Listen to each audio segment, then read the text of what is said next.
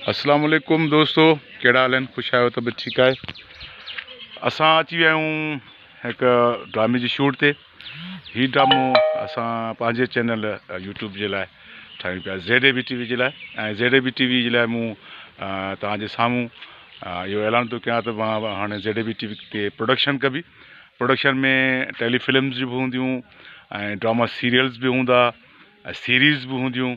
जेतिरो थी सघंदो सुठे खां सुठो स्क्रिप्ट ऐं सुठे खां सुठा आर्टिस्ट जेके आहिनि उहो तव्हां जे ॾाढो मां मुतारिफ़ बि करायां। ऐं हिन प्लेटफॉर्म जेको ZAB TV आहे, इन प्लेटफॉर्म तां जेको यंगस्टर जेको असांजो टैलेंट आहे, नौजवान टैलेंट आहे, जेको काफ़ी मौक़नि खां महरूम रहियो आहे, उन्हनि खे हिन मां पंहिंजे चैनल ते बहितरीन खां किरदारु बहितरीन कराए ऐं स्क्रीन ते जेको आहे सो शिफ्ट कयां। सो हीअ असांजा नौजवान आर्टिस्ट आहिनि।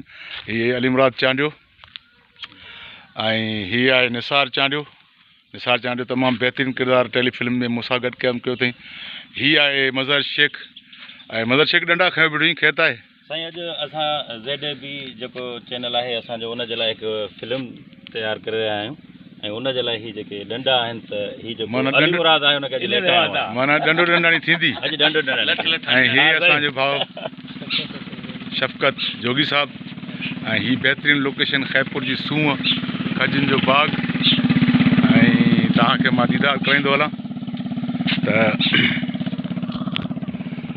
हा, असां तमामु सिंध जे बहितरीनु कैमरामैन, बहितरीनु डायरेक्टर मोहतरम मुमताज़ ख़ासखेली खे जेको आहे सो तकलीफ़ ॾिनी आहे।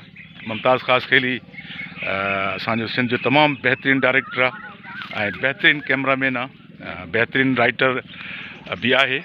सो मुमताज़ ख़ासखेली शूट वेठ थो करे। सर ZAB TV ते तव्हांखे वेलकम। सर, हींअर असां ZAB TV ज़ुल्फकार अली बुर्दी चैनल यूट्यूब ते जेको चैनल आहे उन जे लाइ शॉर्ट स्टोरी की ठाहे रहिया आहियूं। ख़ूबसूरत शॉर्ट स्टोरी आहे ॿाराड़ी ते। सो उनजो कमु हले पियो। हींअर असां रिकॉर्डिंग में मसरूफ़ आहियूं। तव्हांजी वॾी महिरबानी। हीअ असांजो आर्टिस्ट दोस्त आहिनि, असांजो बहितरीनु यूट्यूबर सालार बि जेको आहे हिन सथ में शामिल आहे। ऐं फैज़ुल्ला मरी असांजो नौजवान आर्टिस्ट आहे। ऐं हीअ असांजो नौजवान यूट्यूबर अदील चनड़। जी अदील, छा चवंदव? जी सर, बसि इहो ई चवंदुमि, जेकी अॼु स्टोरी आहे उन में सुठी महिनत आहे सर, मुमताज़ ख़ासखेली जी बि, तव्हांजी बि। ऐं इनशाला सुठी आहे स्टोरी, तमामु माण्हू ॾिसनि त सुठी लॻंदी उन्हनि खे इनशाला। बल्कि हाणे जेको आहे सो मूं इहो हीअ असांजो दोस्त आहे, मीरास में बि असां सां गॾु हुयो, गुल हसन चनड़, तमामु बहितरीनु आर्टिस्ट आहे। ऐं मूं जॾहिं सवेर तव्हांखे इहा ॻाल्हि कई त हाणे ZAB TV तव्हां प्रोडक्शन शुरू कई वई आहे। अॼु हुनजो पहिरियों ॾींहुं आहे, पहिरियों आगाज़ आहे। शॉर्ट स्टोरीज़ ठाहींदासूं, ड्रामा सीरियल ठाहींदासूं, बहितरीनु खां बहितरीनु सिंध जे तमामु सुठनि राइटरनि जूं कहाणियूं जेके आहिनि असां हिन पंहिंजे चैनल ते इंट्रोड्यूस कराईंदासूं।